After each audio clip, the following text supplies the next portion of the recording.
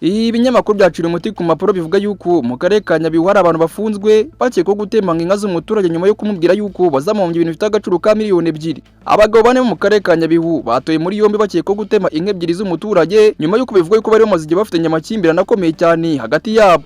Ibi ngibi byabereye mu murenge wa Kabatwa akagari ka Rugarama umudugudu wa Karambi mu ijoro rishyira kwa gatandatu tariki ya 16 Gicurasi 2026. Nyirizo nka witwa Turatsinze Jean Dodier yavuze yuko yabyutse agiye kuziba ubwatsi maze asanga imwe yapfuye indi iri gusambanya mu gutemwa bikomeye. Uwo munyamabanga nshingwabikorwa w'umurenge wa Kabatwa witwa Musirikare Ruberi yavuze yuko iperereza ryase ritangira hafatwa abantu bane bakekwa kugira uruhare muri icyo gikorwa.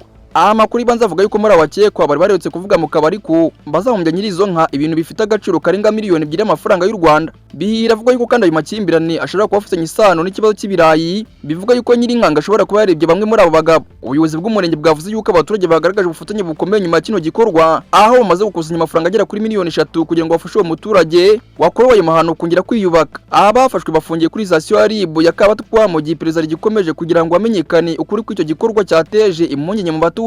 Nganye ngukora ibi ngibi byabereye mu karere ka Nyabihu naho nje wagizwe aya makuru nitwa Mwenyabari Obedi, iyi ngiyi ni Obi Time News. Obi Time News.